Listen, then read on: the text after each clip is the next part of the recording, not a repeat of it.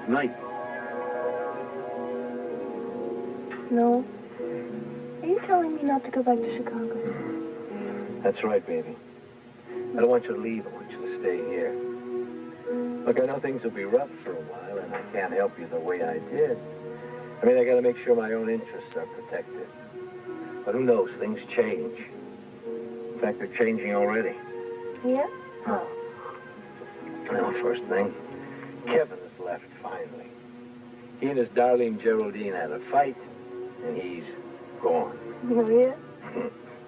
So's my drink. You know what? What? But the fact that Kevin's gone isn't going to make Geraldine like you any better. She'll get to like me better. I mean, after all, I'm making her daughter-in-law a good husband these days. A very good husband, in fact. Whoa. There goes the goodie. Never mind. There's more where that came from. I'll show you why Tiffany thinks I'm such a good husband.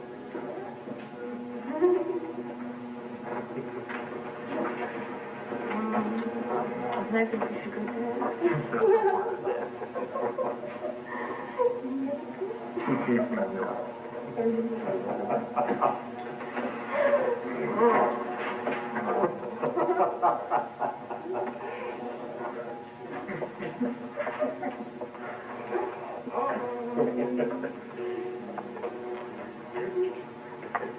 My God! Geraldine, what are you doing here? You went to the airport. I saw you leave. Mrs. Whitney, I came to bring something from Mr. Douglas, some papers. My God, no. I can't believe this. In this house. How could you be so brazen? Hello, Geraldine, let's be calm. Let's not get too worked up before we talk about this. It isn't his fault, Mrs. Whitney. You see, I came to deliver some things, and I asked Mr. Douglas for a drink. And you see, we got to drinking. That's right, we got to drinking, and I got drunk. I didn't really know what I was doing. I mean, when you have too much to drink, we do crazy things, don't we? What are you doing here? This house was supposed to be empty. Oh, yes. I'm sure you thought it was empty. That your wife and your mother-in-law were gone, so anything goes, anything at all. But fortunately, I came back alone. I changed my mind. I sent Tiffany off by herself. Don't tell me there isn't a providence. There must be. Because I came back to this house tonight to witness the truth.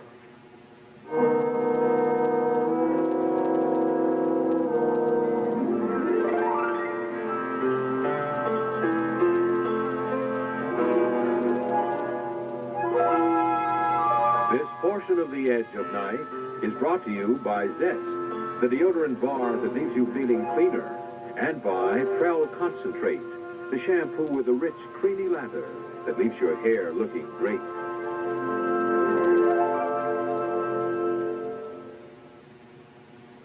Mrs. Tanny Edwards is comparing her own shampoo to a mystery shampoo. She doesn't know which is which. The left one is watery. The right one is thicker. The one on the left is your shampoo. It is. And I like the one on the right. The one on the right is... Well, Tanny preferred Prel Concentrate lather, but will she love what it does for her hair? it left my hair easy to manage, full body. Well, I'm going to use Pro Concentrate. That's going to be my shampoo. Geraldine, I'm admitting I was wrong. I'm admitting I made a mistake, all right? How noble of you. I mean, the young lady came to deliver something, and we got to talking, and we got to drinking too much. The young lady? Oh, God, no. Do you really think I'm that much of an idiot? Do you think I don't recognize Tracy Dallas?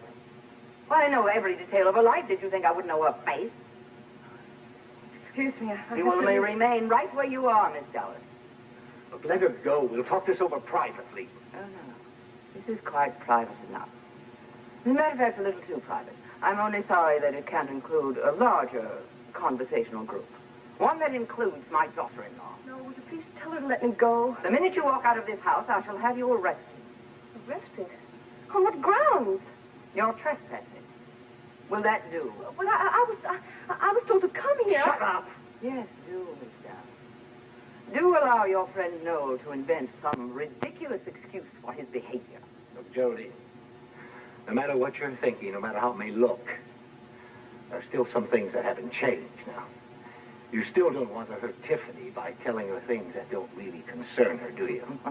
Oh, yes, Noel. I know that argument. Let ignorance be bliss. What she doesn't know won't hurt her. Well, I'm very sorry. That logic doesn't work with me any longer. I was stupid and naive to have accepted that from you at all.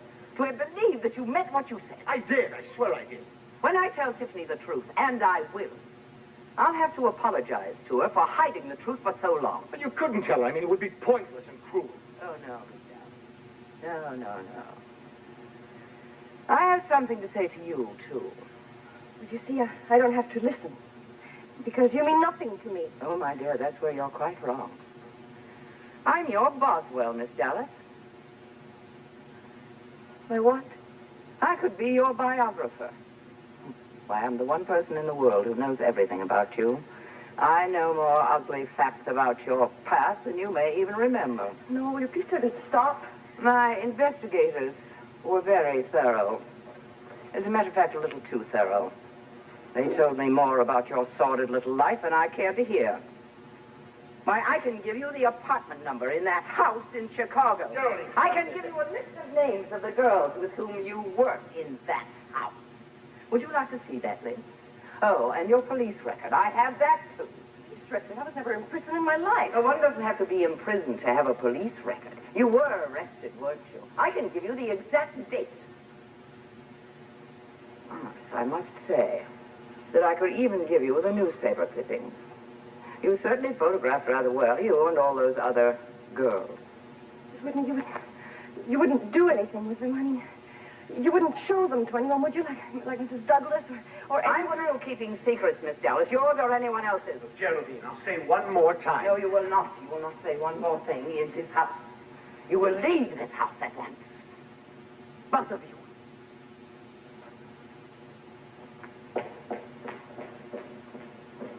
I said both of you. Well, let's talk, for God's sake. Get out, no. Take that girl and go somewhere else for your recreation. Why don't you take her to that apartment that you're paying for with Tiffany's money? Is it wrong to leave like I this? said get out. Stay away from this house. Tiffany may want you back for one last look, but I can't bear the sight of you.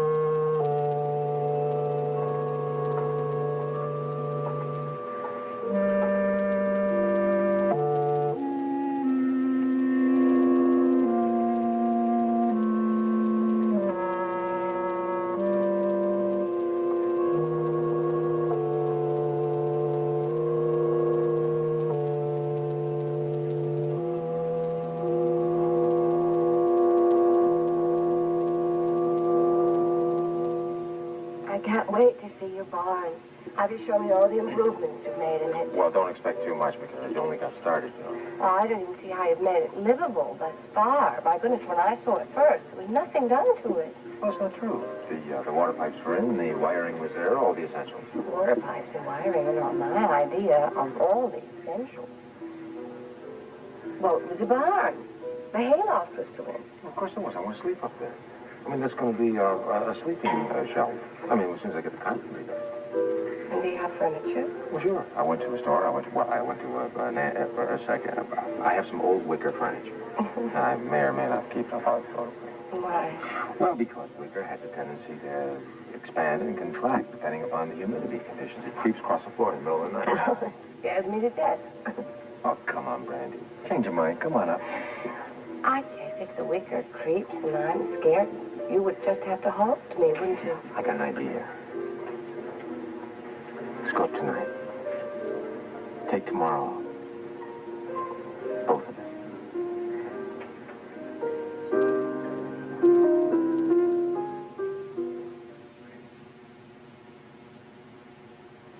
Diane Pinelli on hidden camera, testing her favorite soap against Zest. She's dipping the figurines into her soap and water and Zest in water. Now she's rinsing. Wow.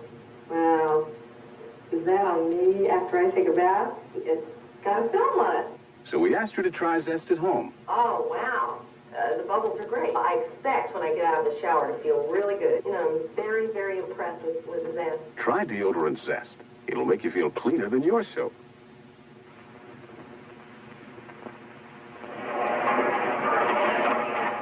Why don't you squeeze the Charmin, George? Don't do it, George Whipple. Squeeze the Charmin. No one will ever know. Don't. Charmin bathroom tissue so squeezably soft it's irresistible. Don't listen. Charmin's so rich and fluffy, it's a pleasure to squeeze. Now you've done it. Soft fragrance, too. Mr. Whipple, please don't squeeze the Charmin. I told you. Well, don't blame me. Charmin's so squeezably soft, it's irresistible. You don't have anything vital that has to be done tomorrow, do you? Don't have anything vital, no. I have a full day's work to do, and I don't think it's up to me to declare a 3-day weekend. Oh, I mean, you could, well, you sound like you got a cold. I mean, that may be the beginning of the 24-hour virus, why you got to protect yourself. You're a responsible person, Adam. Now, you wouldn't do it, would you? Sure, well, not for you. Well, then a woman needs a change of clothing. Or we can go by your apartment and pick something up. That sounds familiar. That's the way we began that last awful weekend. You don't have to pack very much. It takes me forever to pack nothing. And then, of course, we mustn't forget how the other weekend ended. All the fussing. Oh, we can take care of that. Just don't rile me. I didn't rile you on purpose. You refused to discuss Serena Faraday. Randy, I do not want to discuss discussing Serena Faraday.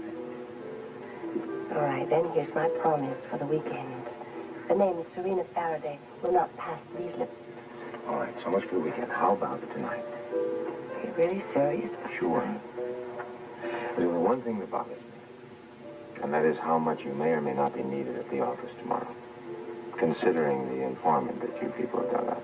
Oh, you've heard about him. Mm-hmm. Mike and I have discussed him, everything but his name. Well, there's no reason that you shouldn't know that we have found somebody who promises to tell us all.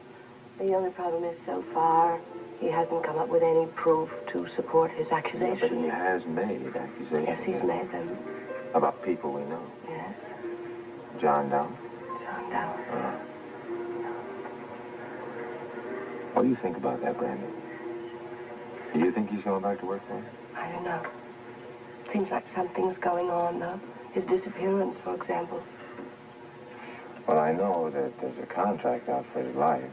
Yes, that's true. Well, that's the story. That's not substantiated either. It might be true that he double-crossed somebody in the syndicate, and they want revenge. Do you think? I don't know. But the ominous thing about it is the fact that he hasn't contacted anybody. It was emphasized that no criminal charges were being pressed against the owner of the New Moon Cafe, but the police were issuing instructions to their personnel to remain on the alert for his apprehension. Police Chief William Marceau told reporters that Mr. Dallas is not being sought for purposes of arrest, only to clarify certain situations regarding the incident. He added that anyone who had information regarding John Dallas's whereabouts get in touch with the police immediately. Lieutenant Lucas Chandler, Chief Marceau's second in command, said that he hopes Mr. Dallas returns for his own good. His own good. Mother, what does that mean? I don't know.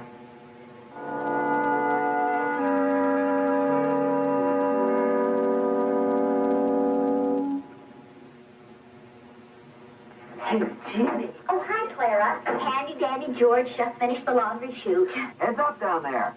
Oh, very good, George. Don't forget my favorite shirt. Hey, how nice. A husband who makes life easier. Well, not much easier. Look, oily French dressing from last night. Oh, but you've got Era.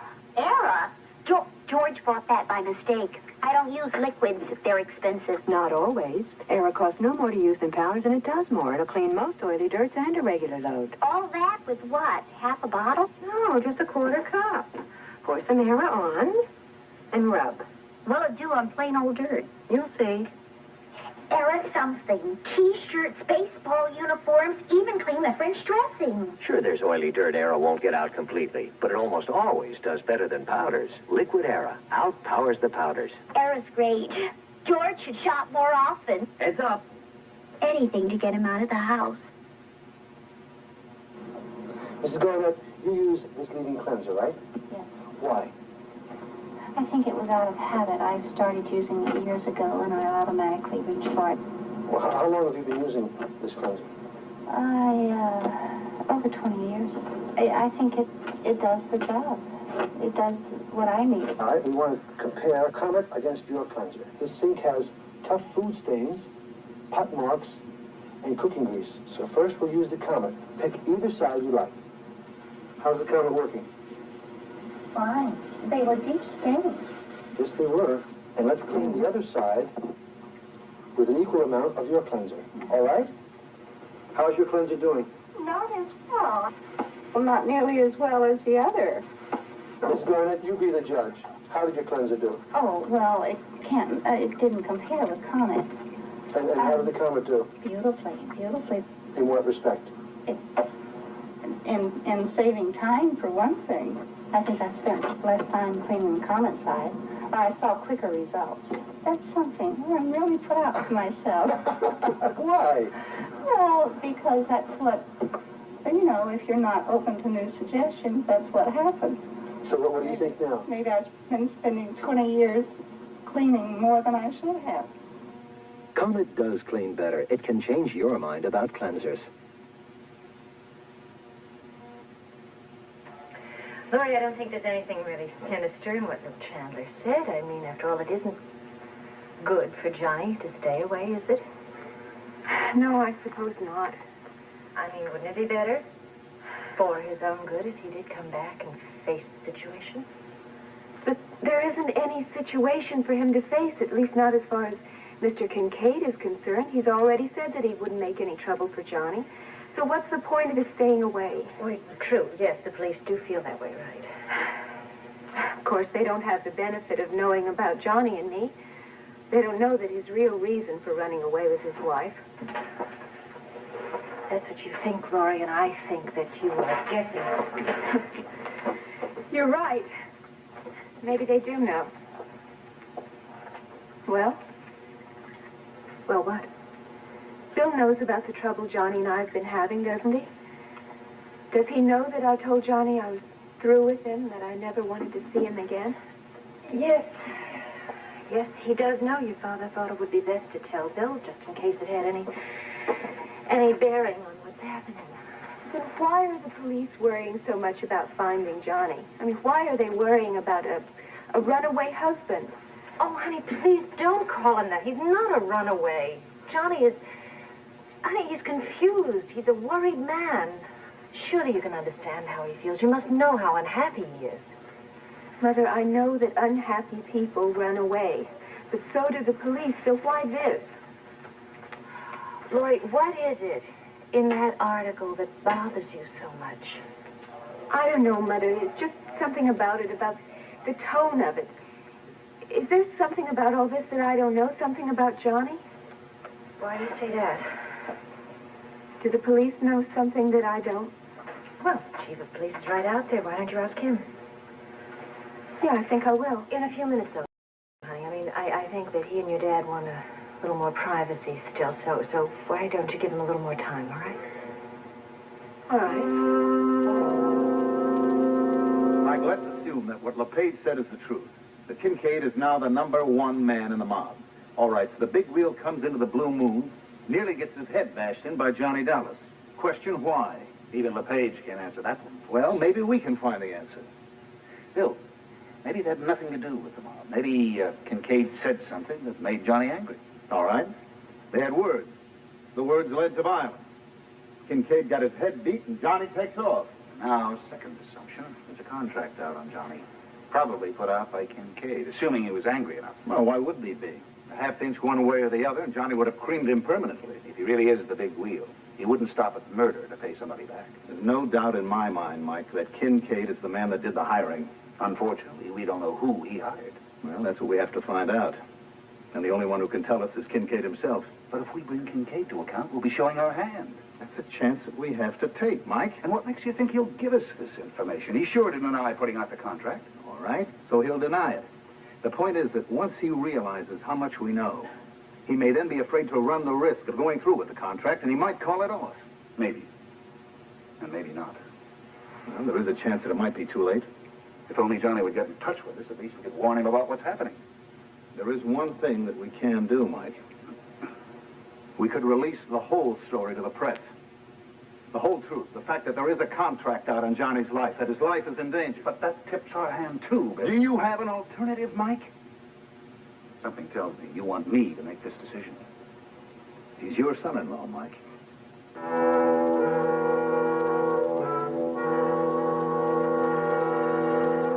Our story continues after this message.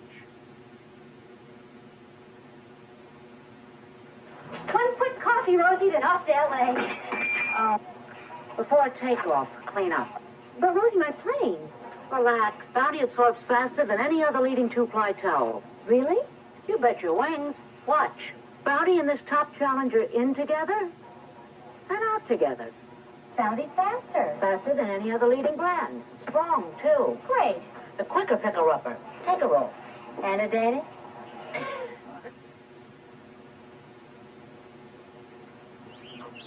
Oh, what a shame. These potato chips just aren't as fresh as they were the other day. What a broken ones, too. By Pringles. Pringles. We love them, but my budget. Pringles not only taste good, they're also a good value. The canister helps protect against broken chips, and it helps keep them fresh. Less waste than with ordinary chips, and great taste. Hey, that is value. Great taste and less waste make Pringles a great value. I always feel a little strange keeping official secrets from you. I guess Mike does too. Oh, I don't mind. No, I have to know what the district attorney's office is doing at all times. I'm not a member of the crime commission. I'm not a member of the DA's office. I'm not a member of the police department. I'm a lawyer, pure and simple.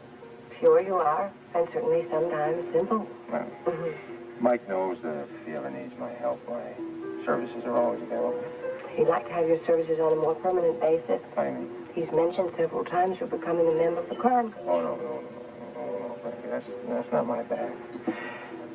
Too many meetings, late nights, ruined weekends. Weekends that you want to be up in that barn. Oh, I'd certainly be there, but in a cigar, smoke-filled room. So would I. Come on up, Brandy. Brandy, in the morning, you can look out. You can watch the dew forming on the leaves of the tree right outside your bedroom window. Go on. And then we can go for a walk. Temperature's in the 60s. You better pack a sweater. A little nippy. We could walk close together. That's right. And then come back to the farm and have a great big breakfast. Bacon and eggs and flapjacks. Yeah, but you're going to have to cook that on an open fire, you know. I don't have a kitchen. I could cook it in the fireplace. You have a fireplace? No. As a matter of fact, I don't have any plates. I just eat out of the can. Oh, It's all right. Food tastes better that way. Now, about the bacon and eggs and butter and all that, do you have a refrigerator to keep them in? No, but that doesn't make any difference because I don't have any bacon and eggs and flapjack. We can pick it up in the store on our way up there. And then where will we keep it overnight? Out on the windowsill. Oh, Adam, I don't see how you live up there. It sounds so disorganized. Isn't it pitiful? I need to be organized. That's why I need you up there, Brandy. I need you to organize me. How can I say no? You can't. Well, I don't have too much to do tomorrow if you don't. No, don't. Uh-oh. Splot. What is it? Is it all off now? No. I was just thinking about my conversation with Geraldine. I think maybe I had better go. Oh, wait here. Does that thing work? Can I use that? Yes, sir. Thank you. Let's call Noel and find out what the number is for Geraldine down in Washington. Find out if what she wants me to do is urgent. I don't think it is urgent, considering the fact that she said that all she wanted me to do was revise her will. And I don't think that that has to be done by tomorrow. It's funny, there's no answer. Why is it funny? It's very strange. Even if Noel hasn't gotten home, there's always Trudy and John. One of them ought to answer.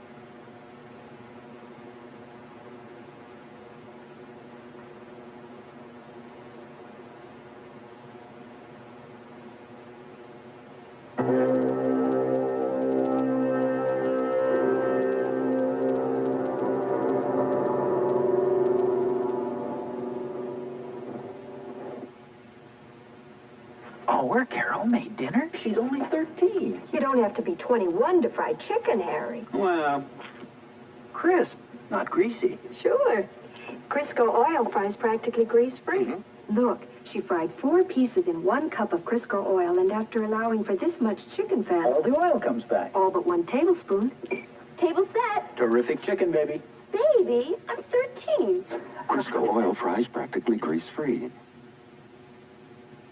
Is my boss having a good time? I hope you don't ask him. Why not? Your breath. Bad? Bad. Try Scope. It works. I'll use my mouthwash. I'm ready. Now use your medicine. You didn't use Scope. My mouthwash fights bad breath. Scope fights bad breath, too. But your breath smells minty fresh, not medicine-y. Ah, now the boss. You could even ask for a raise. Scope fights bad breath. Scope doesn't give medicine breath. This portion of The Edge of Night has been brought to you by Scope, the mouthwash that gives you clean, minty, fresh breath, and by Crisco oil. Crisco oil fries practically grease-free.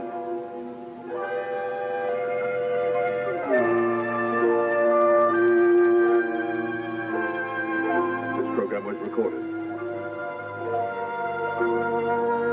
Stay tuned for Match Game 75, which follows on most of the CBS stations. This is Hal Sims, inviting you to join us each weekday afternoon for The